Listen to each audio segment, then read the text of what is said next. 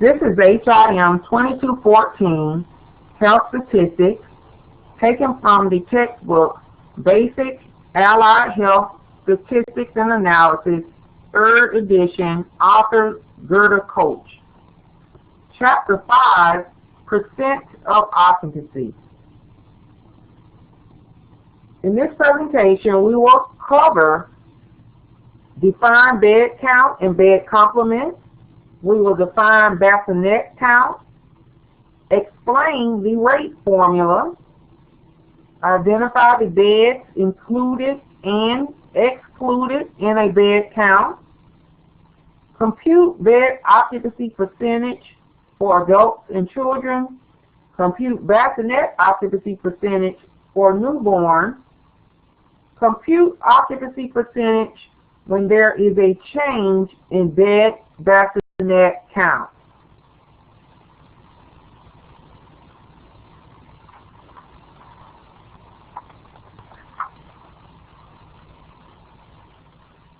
A percentage of occupancy is the ratio of the equipped and staffed hospital beds or bassinets that are occupied for a specified period of time. Hospitals are interested in the percentage of occupancy because they can use the statistical analysis involved with the percentage of occupancy to assess their utilization. How are they utilizing their beds or their bassinets? Now, when we discuss percentage of occupancy, it involves formulas or calculations that deal with bed counts. And what we want to do is look at bed count a little more closely. Now, there's also something called licensed beds, which is different from bed count. Now, bed count is also called bed complement. This will be the same thing. And your bed count or your bed complement is the number of available hospital inpatient beds, both occupied and vacant, on any given day. All right. Now, your licensed beds are the number of beds that you are licensed to operate in a facility. A lot of times you will see that number, or the licensed bed number, on a hospital facility's website. When they talk about who they are, they may say this is a 600-bed facility. When you see that in their description, they are talking about the number of licensed beds, how many beds they can potentially hold in that facility in compliance with their license. Now, the bed count, as we mentioned, has to do with how many they have available for use at a particular day or a particular period of time that's both occupied and vacant, the number of staff ready to be used. So that's not necessarily how many they can have available or use. It's how many they have ready to be used at that particular time. This is the difference between the two. Usually they're not going to, the licensed bed and the bed count are not going to be the same number, because they're going to base that bed count on their demand. Sometimes demand is high, sometimes demand is low. Sometimes there are peaks in demand, sometimes there are valleys in demand. And so based on that, this will determine how many beds they want to have ready and available to be staffed at any given particular time.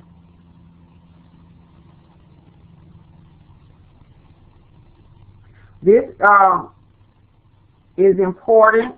It impacts bed availability, staffing, and administrative decisions, because your administration, they don't want to be over or understaffed. They don't want to have inadequate numbers of beds or to lose money. So they really like to take advantage of this information and make educated decisions based on that. All right, so that's what your bed count or your bed complement is. Now, the same thing applies to your bassinet count, the number of available hospital newborn bassinets. both occupied and vacant on any given day. So it's the same definition. One focuses on hospital inpatient beds and the other on hospital newborn bassinets. Now, there is also something that we call inpatient bed count day or inpatient bassinet count day. The definition here is the presence of one inpatient bed or one inpatient bassinet set up and staffed for use either occupied or vacant during one 24-hour period or one day. Okay, so this is a unit of measure versus looking at a total. It's similar to, in concept, to your inpatient service day. When they're looking at the service day for one patient occupying one bed for a day, where they're looking at one service day versus the actual patient themselves. So just kind of think about your inpatient bed count day or your inpatient bassinet count day in the way we think about our inpatient service day to our census. Okay? We're looking at one patient occupying one bed for one day. So with an inpatient bed count, that's one inpatient bed for that one day, set up and staffed for one day, versus all the inpatient beds as we talked about in our bed count. All right? So that goes for both your bed count and your bassinet. There's an inpatient bassinet count day and an inpatient bed count day.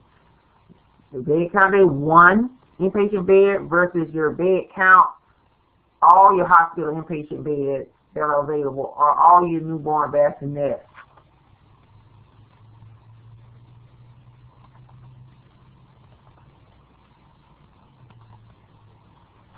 Okay, kind of in reference to that and similar to what we have talked about before, you have your single unit type measurements where we're looking at one day versus maybe we're looking at a period of time, which will be multiple days or total, you know, weeks, months, years, or whatever. That will be periods of time. So if they're asking for the total, you're going to get the sum for the days in that period. Okay?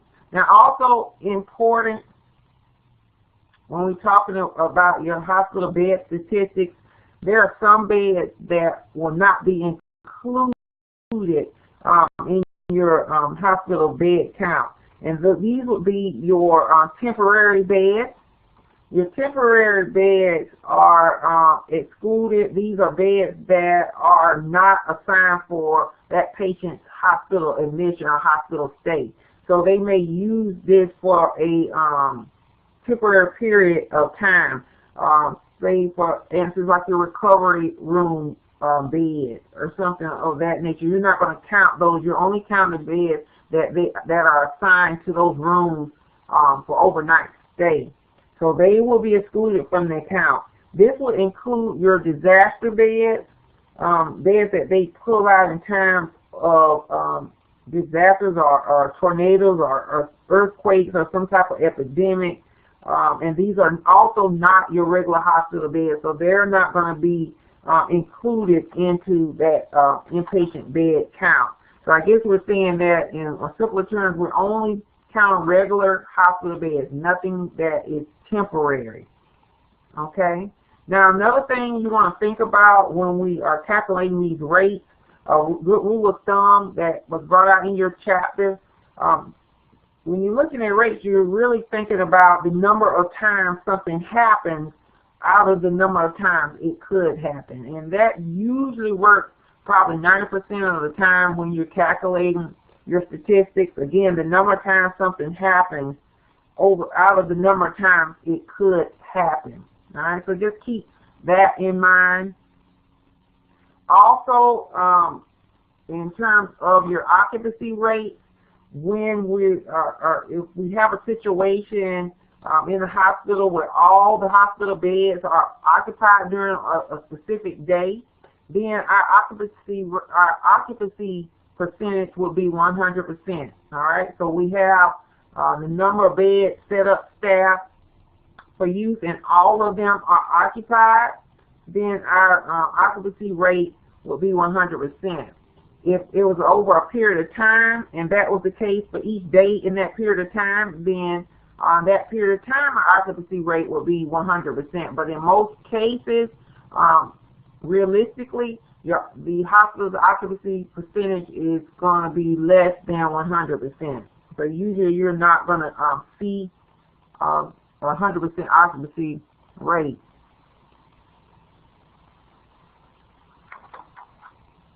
Okay, so let's look at the occupancy percentage formulas and things like that. Other terms that they use when they're talking about occupancy percentage, you might hear percentage of occupancy, or you might hear occupancy ratio. These will be all the same thing. And again, let's refer back to that definition. For occupancy percentage, that's the percentage of the available beds or bassinets that are being utilized or occupied on a specific day or for a designated period of time. So we're looking at the ones that are actually utilized versus our bed count, which look at both occupied and vacant, but they were set up and staffed and ready to go. All right, so your percentage of occupancy is looking at utilization. Okay, now our actual formula for calculating our percentage of occupancy will be your daily inpatient census or your inpatient service days. So you remember those calculate out to the same thing. That will be a numerator over the inpatient bed count for that day. Then you will multiply that by 100 to get your percentage. All right, so daily inpatient census or the inpatient service days, that will go in the numerator divided by the inpatient count for that day and multiply that whole thing by 100. Now you can take this formula and also calculate it for a period of time if you're interested in a period of time versus a day. And so therefore you'll be looking at the total inpatient service days for that period. And then in your denominator, it will be your total inpatient bed count times the number of days in the period. All right, so when we're looking at the formula for just one particular day, we just have the inpatient bed count for that day in our denominator. The difference here for the period, we're going to do in our denominator the total inpatient bed count times the number of days in the period. Okay. Again, you can take this formula and you can calculate, that will be the one I just stated to you would be for adults and children, because that's your regular bed count. But you can also use the same formula if you want to calculate for the bassinet. And in that case, your numerator would be your total newborn inpatient service days over your total newborn bassinet count times the number of days in the period, then multiply that by 100. You can also do it for a particular unit in a hospital and use the same formula, but you're going to plug in the inpatient service days for that unit as well as the bed count for that unit in your denominator times the number of days in the period times 100. So it's the same formula, but it just going to change just a tad depending on whether you're looking at a specific population, or you doing instead of a day, you're doing a period, or you looking at a particular clinical unit or area in the hospital. Now the other situations that can occur that would change your formula just a bit would be if there was a change in the bed count during a particular period of time that you're calculating this statistic. This can happen, and let me backtrack just a little bit. The change we're talking about is not a temporary change. We're looking at more of a permanent change, and this will flow into our calculation. And these things could happen, say, maybe they added a new wing in the middle of a period, and so therefore your bed count would change. Something of that type or nature would cause a bed count change. But in any event, if that occurs, then what your formula would look like you will plug into your numerator the total inpatient service days for the period, as we discussed before. However, in the denominator, what you're going to see is bed count times days, and that's going to be for the first part of that period, whatever that bed count was, and the number of days will be however many days the bed count was at that number. That will be plugged into that first set of parentheses in your denominator. Then you're going to add to that bed count times days for the second portion of the period in which the bed count changed. All right, and then the number of days that you were at that bed count. So, say for instance, we're looking at a month with, say, 30 days, and from day 1 to day 12, our bed count was at 300.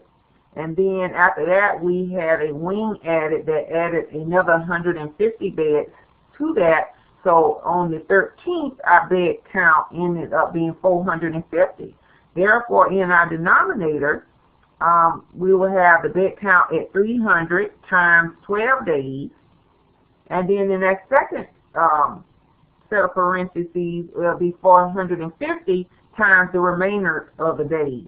And then we're going to do our calculation, that division problem, and multiply it by 100. And then this will give us our occupancy percentage for that particular period. So we will use this formula if we have a change in bed count right in the middle of the period, and it's a fairly permanent change, not a temporary change. This is going to conclude our presentation on percentage of occupancy.